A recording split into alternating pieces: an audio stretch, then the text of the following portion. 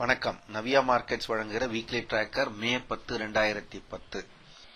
நிப்டி கடந்த வாரம் முடிவுற்றிருப்பது 5018. நிப்டி ஃபியூச்சர்ஸ் 5020 2 புள்ளிகள் பிரீமியத்தில் முடிவுற்றிருக்கிறது. ஃபாரின் இன்ஸ்டிடியூஷன் இன்வெஸ்டர்ஸ் 4253 கோடிக்கு நிகரமாக விற்றிருக்கிறார்கள். டொமஸ்டிக் இன்ஸ்டிடியூஷன் இன்வெஸ்டர்ஸ் 1180 கோடிக்கு நிகரமாக வாங்கியிருக்கிறார்கள்.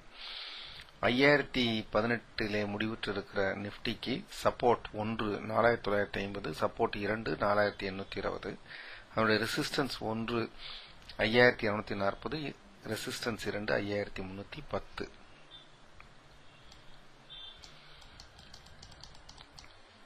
நிப்டி கடந்த வாரம் 5% விழுந்திருக்கிறது. Nifty junior 4%, IT index 4%, bank Nifty 6%, mid cap 3.5%, எல்லாம் வீழ்ச்சி மயம். கடந்த வாரம் விலை உயர்ந்த பங்குகள்: Hindustan petroleum 6%, BPCL 6%, Lupin 5%, Ashok Leyland 5%, Patni computers 4%.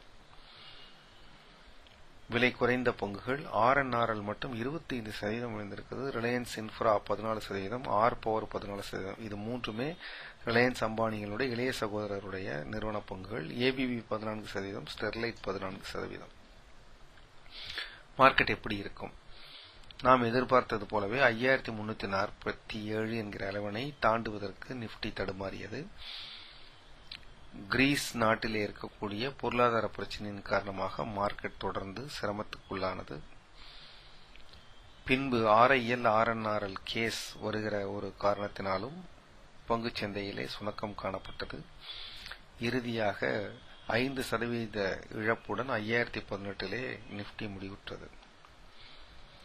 இப்பொழுது இருக்கிற 200 நாள் மூவிங் ஆவரேஜின் படி சப்போர்ட் 4950 இருக்கிறது.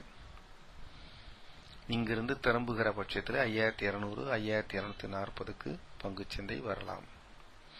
5310க்கு மேல் உறுதியாக நிற்கிற பட்சத்திலே அதுதான் 78% ரீட்ரேஸ்மெண்ட் அளவு இருக்கிற பட்சத்திலே மேலும் மேலே போகலாம்.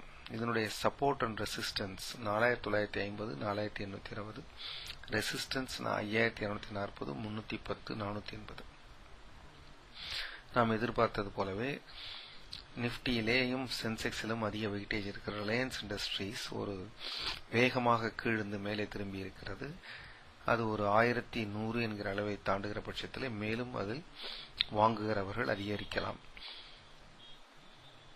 அப்படி போகிற பட்சத்திலே முன்பு நாம் சொன்னது போல 1310 1390 போன்ற விலைகள் வரலாம். வணக்கம்.